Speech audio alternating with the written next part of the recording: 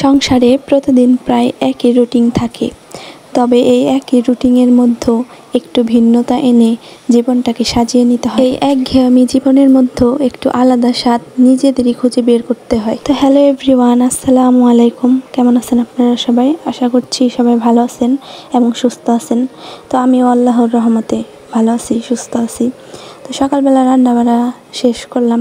এরপরে যে আমাদের বাসার মুরগিতে হচ্ছে ডিম পাড়ে, 5টা মুরগি আমার শাশুড়ির। তো ওই 5টা ডিম পাড়ে, তো ওইগুলো আবার সিদ্ধ বসাই দিলাম। সকালের রান্নাবাড়া শেষ করে এখন রুমগুলা গুছাই নিব। সকালবেলা তো সবার বাসায় ঘর একটু এলোমেলো থাকে, তো রুমগুলা গুছাই নিলাম।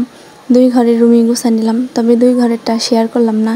এরপর আবার দুপুরে রান্নাবান্নার সময় হয়ে যাচ্ছিল, তো আমার শাশুড়ি বাহিরে বসে যে কাটাকুটিগুলো করে দিতেছিল, আর আমি যে রান্না করতে চলে আসলাম সব কিছু ধুয়ে। তো আজকে রান্না করব পেঁপে ভাজি, এরপর চিংড়ি মাছ দিয়ে কচু, বেগুন দিয়ে একটা তরকারি, আর মাছ রান্না করব। তো আর মাছটা যদিও প্রথমে রান্না করার কথা ছিল না, পরে যেহেতু আনা হয়েছে এজন্য আমার শাশুড়ি বলল যে টাটকা টাটকা রান্না করে ফেলতে। তো টাটকা মাছের কিন্তু অন্যরকম একটা স্বাদ আছে, যদিও আমি খাই না, আমি আর মাছ খাই না। আমি ভেজে যে মাছ রান্না করা হয় আমি ওইটাই খাই। তো আমি যে এই পেঁপে ভাজিটা ফার্স্টে করে নিলাম, এরপর কচুর তরকারিটাও বসাই দিব। আর কচুর তরকারির কালারটা আজকে এত সুন্দর হয়েছিল মাশাআল্লাহ, কি বলবো। তো আমি কচুর তরকারি দিয়ে আজকে খাইছি। আর অন্য পাশে যে আর মাছটাও বসাই দিতেছিলাম, তাড়াতাড়ি করে রান্নাটা করে নিতেছিলাম, কারণ আমার আবার প্রাইভেট আছে, আমি প্রাইভেট পড়তে যাব 3টার দিকে। তো একটু তাড়াহুড়া করতেছিলাম রান্না, আর এদিকে মাছ কাটাকুটি চলতেছে, আমার জাল এদিকে মাছ কেটে নিতেছিল। আর এই যে আমার কচুর তরকারিটাও রান্না করা শেষ হয়ে গেছে। আজকে ভাবতেছি যে ঘর মুছে নিব, কারণ যেহেতু রান্নাবান্না তাড়াতাড়ি হয়ে গেছে, তো প্রায় 2-1 দিন পর পরই যেহেতু ঘর মোছা হয়।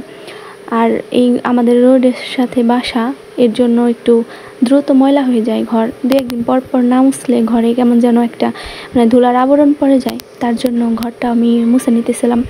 সব কাজই একটু তাড়াতাড়ি দ্রুত করতেছিলাম।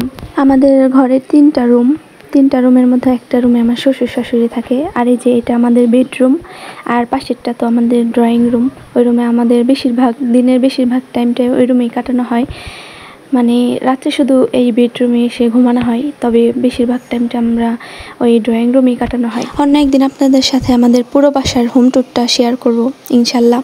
তো এই যে দেখতে পারতেছেন আমি ফ্যানটা এনে দিলাম, এক পাশে শুকিয়ে গেছে, তো ফ্যানটা অন্য পাশে ঘুরিয়ে দিলাম। আমাদের বারান্দার হচ্ছে সহজে শুকাতে চায় না, এর জন্য হচ্ছে ফ্যান ছেড়ে দিই, ফ্যান না ছেড়ে দিলে তাড়াতাড়ি শুকায় না।